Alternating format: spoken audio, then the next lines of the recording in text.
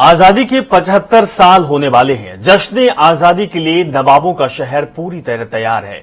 विधानसभा से लेकर लोक भवन तक सजावट की जा चुकी है।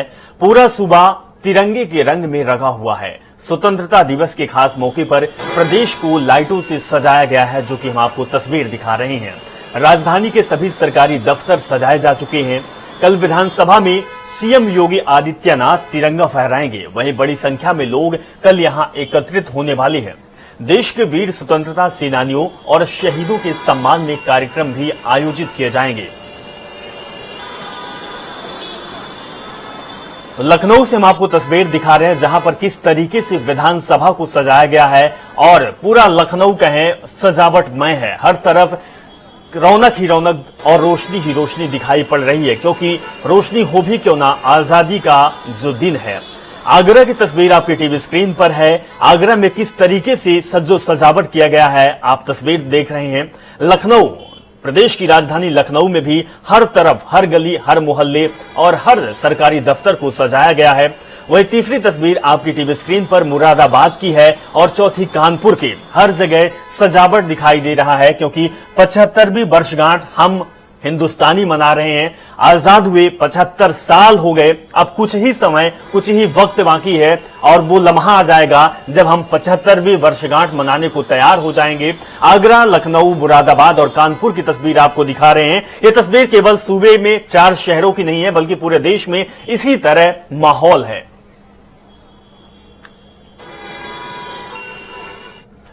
राजधानी लखनऊ समेत पूरे उत्तर प्रदेश में 75वें स्वतंत्रता दिवस की तैयारियां जोरों पर हैं। उत्तर प्रदेश के मुख्यमंत्री योगी आदित्यनाथ कल सुबह इसी विधानसभा पर 75वें स्वतंत्रता दिवस के मौके पर ध्वजारोहण करेंगे। इससे पहले सुरक्षा व्यवस्थाएं तमाम दुरुस्त हो गई हैं। उत्तर प्रदेश के डीजीपी मुकुल गोयल ने बैठक कर उत्तर प्रदेश की तमाम पुलिस को ये सुनिश्चित करने के निर्देश दिए हैं कि सुरक्षा व्यवस्था में किसी तरीके की चूक न हो।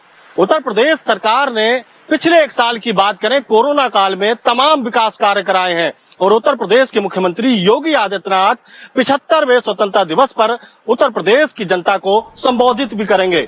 वीडियो जर्नलिस्ट आशीष के साथ संजीव कपासिया, जनता टीवी, लखनऊ। वहीं गोरखपुर जिला मुख्यालय से करीब 15 किलोमीटर दूर वनटांगिया गांव इस समय सुर्खियों में है। इस गांव के राम गणेश दिल्ली में लाल किले की स्वतंत्रता दिवस समारोह में उत्तर प्रदेश में बतौर विशेष अतिथि बुलाए गए 10 लोगों में शामिल है। सदियों से पिछड़ेपन और उपेक्षा का पर्याय माने जाने वाले वनटांगिया समुदाय का प्रतिनिधित्व करेंगे।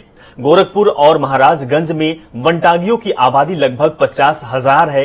दिल्ली रवाना होने से पहले राम गणेश ने कहा कि मुख्यमंत्री योगी आदित्यनाथ ने वनटांगिया समुदाय के लोगों के लिए बहुत कुछ काम किया है। अब पीएम मोदी से हमारी मुलाकात होगी और पीएम मोदी से वनटांगिया समुदाय के विकास की हम बात करेंगे।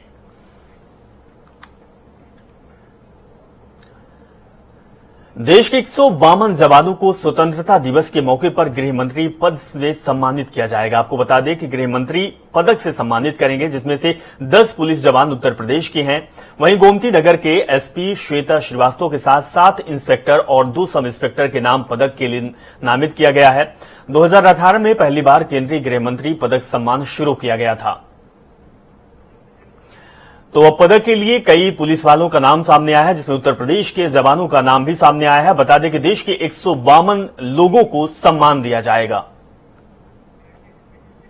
चलिए, आगामी उत्तर प्रदेश विधानसभा चुनाव के लेकर सरगर्मियां तेज हो गई। सभी राजनीतिक दल चुनाव से पहले गठबंधन बनाने के प्रयास में जुटे हुए हैं। पिछले लोकसभा चुनाव में बीजेपी की सहयोगी रही निषाद पार्टी के अध्यक्ष संजय निषाद लगातार बीजेपी आलाकमान से बैठक कर रहे हैं, मुलाकात कर रहे हैं और खुद को चुनाव से पहले महत्वपूर्ण भूमिका में लाने की बात भी कर रहे हैं। संजय निषाद ने आज दिल्ली के केंद्रीय गृह मंत्री अमित शाह और बीजेपी के राष्ट्रीय अध्यक्ष जेपी नड्डा से मुलाकात की और अपनी मांगों को दोहराया है।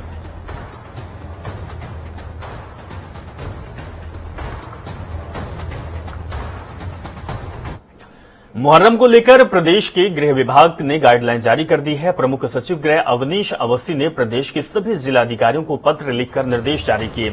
इस अवसर पर जुलूस और ताजिया निकालने की अनुमति नहीं होगी। प्रदेश में कोरोना की तीसरी लहर की आशंका को देखते हुए इजाजत नहीं दी गई। जारी किए गए दिशा निर्देश में कहा गया कि धार्मिक कार्यों के लिए किसी भी स्थान पर इकट्ठा होने पर कोरोना प्रोटोकॉल का पालन करना होगा। वहीं ये भी कहा गया है कि घर में ताजिए और आलम की स्थापना पर कोई भी पाबंदी नहीं होगी।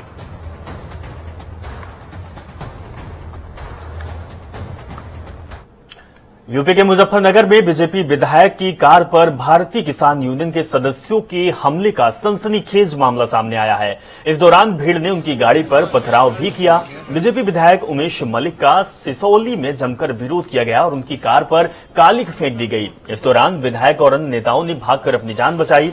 बुढ़ाना विधायक उमेश मलिक ने भारतीय किसान यूनियन पर हत्या के प्रयास का आरोप भी लगाया है।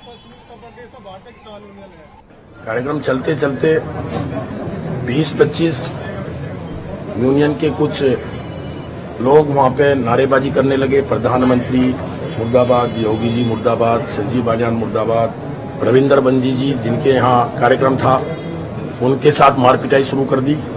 मैं गाड़ी में बैठ के चला, चारों तरफ काले तेल से, काले पेंट से उसे रंग दिया गया और हथियारों से, तमंचों से, लाठियों से, होकियों से, डंडों से गाड़ी पर प्रहार करना शुरू कर दिया। पूरी गाड़ी तोड़ दी। दोनों तरफ बुगियां, ट्रॉली लगा के, मोटरसाइकिल लगा के वहीं पे मुझे रोकने का, हत्या करने का प्रयास किया। खबर रामपुर से है। रामपुर में आज भारतीय किसान यूनियन के राष्ट्रीय प्रवक्ता राकेश टिकैत के आगमन को लेकर किसान रामपुर जिला कार्यालय पर इकट्ठा हो रहे थे। सुरक्षा कारणों से लेकर पुलिस भी मुस्तैद थी। राकेश टिकैत मृतक किसान नवरीत सिंह और कश्मीर सिंह के परिवार से मिलने के लिए रामपुर पहुंचे थे। इन दोनों किसानों ने किसान आंदोलन के दौरान अपनी जान गंवाई थी। उसी को लेकर राकेश टिकैत उनके परिवार से मिलने रामपुर पहुंचे। जिला कार्यालय पर किसानों ने अपने लोकप्रिय नेता राकेश टिकैत का फूल मालाओं से जोरदार स्वागत किया। कोई सही नहीं बिका भाई, हम फिर भी तो कह रहे हैं ना धान सही बिकता ना गेहूं सही बिकता, और हम यही तो कह रहे हैं कि उस पर कानून बना दो आप भाई। किसान अपना 40 क्विंटल गेहूं बेचने में लाइन लगानी पड़े, व्यापारी 10,000 क्विंटल बेच दे वो मंडी हमको भी बता दो भाई, ये किसान भी वही बेचने का लगा। रामपुर भ्रष्टाचार का नंबर 1 का अड्डा है एमएसपी का। यहाँ पे पूरी ट्रेनिंग है, यहाँ से ट्रेनिंग शुदा लोग जाते हैं, उन्हीं लोगों के कब्जे हैं। उस पे 11,000 अपने फर्जी किसानों के नाम यहाँ पे खाते खोले गए। जो प्रधानमंत्री जी ने कहा कि एक फोन कॉल की दूरी पे है, उन व्यापारियों ने एक फोन करा, नंबर लिया, ओटीपी उसी नंबर पे लिया, सिम कार्ड फेंका और उस ओटीपी के उससे रजिस्ट्रेशन हुआ और उसपे गेहूं को धान की खरीद होती है। कई लोगों के सपने बड़े होते हैं लेकिन उन्हें प्लेटफॉर्म नहीं मिल पाता। ऐसे में संगीत की दुनिया में कदम रखने वाले कई लोगों के लिए फोलकेट्स की ओर से आई लव माई भारत की मुहिम चलाई गई, जिससे आप जुड़ सकते हैं। प्रति आपके अंदर जोश, जज्बा, जुनून हो तो आप कुछ भी कर सकते हैं, और इसकी मिसाल देती मेरे साथ फोलटेल्स के संस्थापक राज स्मृति हैं, जो आई लव माई भारत के नाम से एक मुहिम छेड़ी है, जिसका मकसद उन बच्चों को बेहतरीन मौका देना है जो देशभक्ति गीतों में रुचि तो रखते हैं लेकिन उन्हें प्लेटफॉर्म नहीं मिलता। आइए उनसे खास बातचीत में इस मुहिम के बारे में जानते हैं। इस मुहिम की जो आई लव माई भारत है, कब शुरुआत की और कैसे की, और इसके पीछे का उद्देश्य आप क्या? जिस तरह का वेव चल रहा है हमारे कंट्री में, बहुत जरूरी है कि हम एक फीलिंग ऑफ जो यूनाइटेड होना होता है ना, वो हो जाए। तो म्यूजिक से बड़ा हीलर कुछ नहीं है, म्यूजिक सबको जोड़ता है। यही सब सोच के हमने इस मुहिम की शुरुआत की। तो आपको कहीं से प्रेरणा मिली कि हाँ, हमें इस कदम की ओर हमें कदम बढ़ाना चाहिए और मुझे इस तरीके का कोई मुहिम छेड़ना चाहिए जो बच्चों को प्लेटफॉर्म नहीं मिलते, जो इधर भटकते हैं और मौकों का तलाश करते हैं, और हमें इस तरह का आई लव माई भारत के नाम से कोई ऐसा मुहिम छेड़ना चाहिए? आपको कब ऐसा विचार है? म्यूजिक की तरफ मेरा रुझान मैं कहूँ तो बचपन से है। मैंने 2 साल शास्त्रीय संगीत किया है, बट आगे नहीं कर पाई और नहीं किया, तो कहीं ना कहीं वो म्यूजिक के लिए एक पैशन था। एंड मेरे जितने भी थॉट्स और आइडियाज आते हैं वो ब्रह्म मुहूर्त में आते हैं। तो सुबह 3:30 से जो 5:30 का जो समय होता है, तो हमने फोकटेल स्टूडियो की स्थापना की, जिसमें लोगों को हम एक प्लेटफॉर्म देते हैं गाना गाने के लिए। तो उसमें हर तरह के गाने चल रहे थे, romantic, love songs, spiritual, Shiv भक्ति, इस तरह के गाने अभी हमारे चैनल पे थे। तो ये इंडिपेंडेंस डे का जब आने लगा तो एक ख्याल आया कि क्यों ना पेट्रियोटिज्म पे भी हमें कुछ करना चाहिए, और जनगण मन अगर हर कोई गाए तो कितना अच्छा है। और वो अगर वो एक ऐसा गाना है कि आपके पास सुर ताल हो चाहे नहीं हो, अगर आप ये गाना गाते हैं तो वो अच्छा ही लगता है। तो ये सोच के हमने सोचा कि लोगों को एक प्लेटफॉर्म दिया जाए, और ये सिर्फ बच्चों के लिए नहीं है, ये सबके लिए। इसमें हमारे पास 70 ईयर ओल्ड भी लोग गाना गा रहे हैं, 10 साल का बच्चा भी गा रहा है, 45 ईयर ओल्ड, कोई भी एक पेट्रियोटिक सॉन्ग गा सकता है, भेज सकता है, या इंस्ट्रूमेंट बजा सकता है, तबला बजा सकता है, गिटार बजा सकता है, सितार बजा सकता है, कुछ भी पेट्रियोटिज्म के लाइन पे बजा के हमें भेज सकता है। तो इस मुहिम की सबसे अच्छी बात यह है कि सबसे ज्यादा इसमें बच्चों ने बहुत पार्टिसिपेट किया है, और वो तिरंगे के रंग के कपड़े पहन के कर रहे हैं, फ्लैग लेके कर रहे हैं, कोई गाना गा रहा है, कोई राइटिंग कर रहा है, कोई पोइट्री लिख रहा है। तो अगर आप हमारे यूट्यूब पे जाएंगे तो हर तरह की चीजें आपको दिखेंगी जिससे पेट्रियोटिज्म नजर आ रहा है। सबसे बड़ी बात होती है कि हम किसी क्षेत्र में जाते हैं तो पहले भविष्य की सुरक्षा देखते हैं कि हम कितने सुरक्षित हैं। डायलॉग में भारत में आप बच्चों को जो दे रही है मौका, तो वो अगर आपके प्लेटफॉर्म से आगे बढ़ना चाहिए तो क्या उन्हें मौका मिलेगा? बिल्कुल मिलेगा, बिकॉज देखिए आज के टाइम में सोशल मीडिया ऐसा है कि आप यहाँ से बैठे बैठे लंदन, अमेरिका, जापान, चाइना कहीं पे भी जा सकते हैं। तो आपकी आवाज में अगर वो दम है और आपकी चीजें उतनी बुलंद है तो आप कोई भी बुलंदी छू सकते हैं, आपको कोई नहीं रोक सकता है। आप भी पेट्रियोटिक हैं, हम भी पेट्रियोटिक है, हर में एक जज्बा है, सुर ताल ऊपर नीचे हो सकता है, बट देश के प्रति जो जज्बा है वो है। तो इस गाने के लिए या इस मुहिम के लिए हम फिल्टर नहीं कर रहे हैं। इस मुहिम में सबका स्वागत है। जहां आप प्रोफेशनल सिंगिंग की बात कर रहे हैं, और अगर आप चाहते हैं कि इंडियन आइडल और बाकी प्लेटफॉर्म पे आप जाएं और आप लखनऊ से शुरुआत करना चाहते हैं, तो हम वो प्लेटफॉर्म आपको देते हैं कि हम उस प्लेटफॉर्म के लिए हम आपको फिल्टर करेंगे। जनता टीवी की ओर से आपका बहुत बहुत धन्यवाद, आपने समय निकाला जनता टीवी के लिए। नमस्कार। निर्वाचन आयोग की वेबसाइट हैक करने के मामले की जांच यूपी एसटीएफ को सौंप दी गई है। वहीं फर्जी वोटर कार्ड बनाने वाले आरोपी युवक को पुलिस ने दबोच लिया। इस मामले में सहारनपुर पुलिस ने विपुल सैनी की गिरफ्तारी के बाद अब उसके 4 और साथियों को गिरफ्तार कर लिया गया।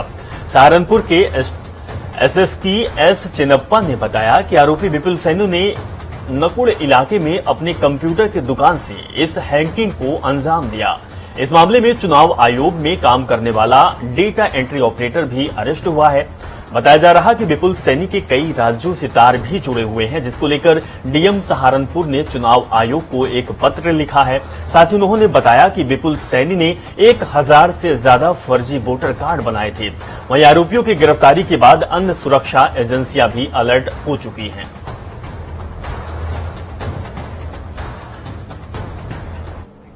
कानपुर के बर्रा में रामगोपाल चौराहे के पास ई रिक्शा चालक की पिटाई के मामले में राजनीतिक लोग भी शामिल हो रहे हैं। कांग्रेसी नेता सलमान खुर्शीद पीड़ित के घर पहुंचकर पीड़ित परिवार से मुलाकात की और हालचाल जाना। इस विषय पर सलमान खुर्शीद से बातचीत की गई तो उन्होंने कहा कि इंसानियत के नाते परिवार का हाल जानने पीड़ित के घर आया था।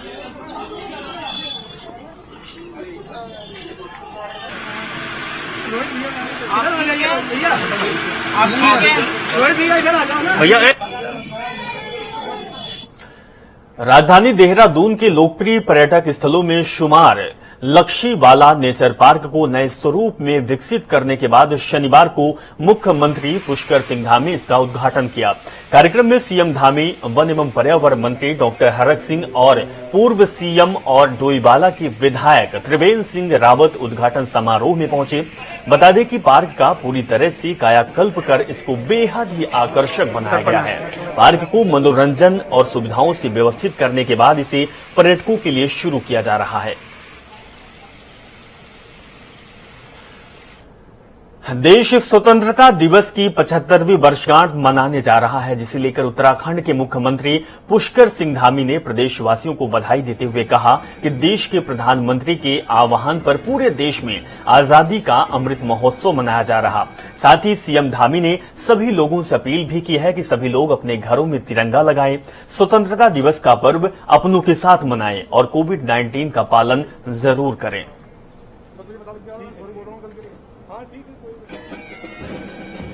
देश के यशस्वी प्रधानमंत्री जी के आह्वान पर पूरे देश के अंदर आजादी का अमृत महोत्सव मनाया जा रहा है। मैं सभी प्रदेशवासियों से कि अपने अपने घरों पर तिरंगा लहराकर, तिरंगा लगाकर अमृत महोत्सव आजादी का जश्न मनाएं। सभी को मेरी तरफ से बहुत शुभकामनाएं। भारतीय किसान यूनियन के नेता राकेश टिकैत का उधम सिंह नगर दौरा है, जहां राकेश टिकैत किसानों के बीच अलख जगाएंगे। बता दें कि भारतीय किसान यूनियन के प्रदेश अध्यक्ष कर्म सिंह पड्डा की अगुवाई में हुई बैठक में राष्ट्रीय प्रवक्ता राकेश टिकैत ने जनपदी दौरे को लेकर समीक्षा की। उन्होंने कहा कि राकेश टिकैत की शाम 6 बजे नानवक्ता साहिब में मत्था टेकेंगे और किसानों की सभा को संबोधित करेंगे। आपको यह भी बता दें कि 15 अगस्त यानी कल अब किक्षा अनाज मंडी में राष्ट्रीय ध्वज राकेश टिकैत फहराएंगे और उसके बाद किसानों को संबोधित भी करेंगे। स्वतंत्रता दिवस की पूर्व संध्या पर रुद्रपुर के गांधी पार्क में विशाल तिरंगा यात्रा निकाली गई। इस यात्रा का नेतृत्व विधायक राजकुमार ठुकराल ने किया। यात्रा में बड़ी संख्या में युवा हाथों में झंडा लिए भारत माता के नारे लगाए। इसके साथ ढोल पर जमकर ठुमके भी लगाए।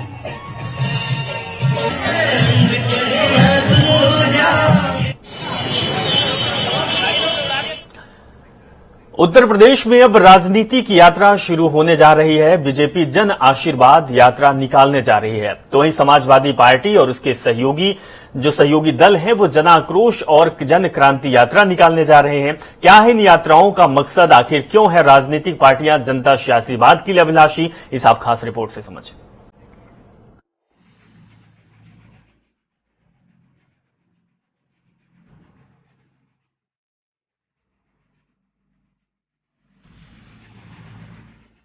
उत्तर प्रदेश में विधानसभा चुनाव चौखट पर हैं। ऐसे में राजनीतिक दलों की सियासी चहलकदमी बढ़ गई है। जनता तक पहुंचने और उसे अपने पाले में लाने के लिए सभी दल रणनीति बनाने में जुट गए हैं। पिछड़ा वर्ग और ब्राह्मणों को साधने के लिए तर्कश में नए नए तीर सजाए जा रहे हैं। जातीय सम्मेलन किए जा रहे हैं। लेकिन अब इन सब के बीच एक और कवायद शुरू होने जा रही है। वो है यात्रा, सियासी यात्रा। कोई जन आशीर्वाद यात्रा शुरू करने जा रहा है तो कोई जन आक्रोश यात्रा, लेकिन मकसद और बिसात एक ही है, चुनाव। उत्तर प्रदेश में 16 अगस्त से बीजेपी जन आशीर्वाद यात्रा निकालने जा रही है, तो वहीं समाजवादी पार्टी और उसके सहयोगी दल जन आक्रोश और जन क्रांति यात्रा निकालने जा रहे हैं। दिल्ली में हुए सियासी मंथन में यूपी चुनाव को साधने के लिए बीजेपी अब कमान में सजे तीरों को छोड़ने जा रही है। केंद्र सरकार में शामिल हुए यूपी के अनुप्रिया पटेल समेत 7 नए मंत्री 16 से 18 अगस्त तक प्रदेश के तमाम जिलों में जन आशीर्वाद यात्रा निकालेंगे। इसमें केंद्रीय मंत्री खुली जीप में जलवा फरोश होंगे। बीजेपी की जन आशीर्वाद यात्रा 16 अगस्त से मथुरा और वृंदावन में शुरू होगी। इस दौरान यूपी के 3 दर्जन लोकसभाओं और 120 से ज्यादा विधानसभाओं में जन आशीर्वाद यात्रा निकाली जाएगी, जिसमें लगभग 3500 किलोमीटर से ज्यादा की यात्रा तय की जाएगी। बीजेपी की इस जन आशीर्वाद यात्रा का समापन 20 अगस्त को होगा। बीजेपी के ये 7 नुमाइंदे प्रदेश की जनता को इस यात्रा में बताएंगे कि बीजेपी सरकार में आखिरकार प्रदेश की आबोहवा कितनी तब्दील हो गई है, कितनी बदली है रुत, कितनी बदली है रवानी।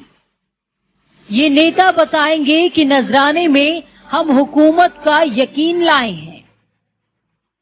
भरोसा कीजिए कि बीजेपी सरकार आपके हक में है। आप नोश और विश्वास फरमाइए।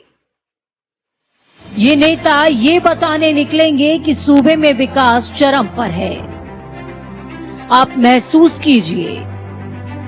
तो वहीं समाजवादी पार्टी सत्ता में वापसी के लिए इस चुनाव में कोई कोरकसर नहीं छोड़ना चाहती।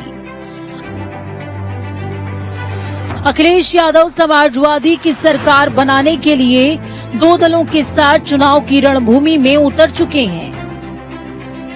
सपा की 2 सहयोगी पार्टी 16 अगस्त से ही अलग अलग यात्राएं निकालने जा रही हैं। महान दल जन आक्रोश यात्रा निकालेगा तो जनवादी पार्टी सोशलिस्ट जनवादी जन क्रांति यात्रा निकालेगी। महान दल के राष्ट्रीय अध्यक्ष केशव देव मौर्य की इस जन आक्रोश यात्रा को समाजवादी पार्टी के प्रदेश अध्यक्ष नरेश उत्तम हरी झंडी दिखाएंगे। महान दल 16 अगस्त को पीलीभीत जिले से जन आक्रोश यात्रा की शुरुआत करेगा। ये यात्रा 17 अगस्त को बरेली पहुंचेगी, जो कि 18 अगस्त को बदायूं के रास्ते होते हुए 19 अगस्त को कासगंज पहुंच जाएगी, जिसके बाद 25 अगस्त को एटा और फिर 26 अगस्त को मैनपुरी पहुंचेगी। महान दल की ये जन आक्रोश यात्रा 27 अगस्त को इटावा में समाप्त हो जाएगी। जन आक्रोश यात्रा के दौरान समाजवादी पार्टी और उसके सहयोगी दल कोरोना काल में सरकार की लापरवाही, ऑक्सीजन की कमी और जीवन रक्षक दवाओं की कालाबाजारी, अस्पतालों की लूटपाट और रसोई गैस की लगातार बढ़ती कीमतों की वजह से बढ़ रही महंगाई, सरकारी उत्पीड़न और फर्जी एनकाउंटर जैसे मुद्दों पर सरकार को घेरने की कोशिश करेंगे। खैर, प्रदेश में निकाली जाने वाली बीजेपी की जन आशीर्वाद यात्रा और सपा की जन आक्रोश यात्रा में दोनों ही पार्टियां आगामी चुनाव में जनता के आशीर्वाद की अभिलाषी हैं। ऐसे में अब देखना ये होगा कि जनता सत्ता का ताज और सत्ता के सुख की थाली आखिरकार किसके सामने परोसती है।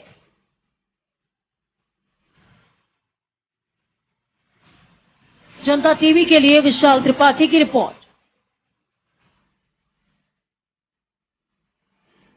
बुलेटिन में फिलहाल इतना ही। आप अपना बहुत ख्याल रखें और जनता टीवी देखते रहें। नमस्कार।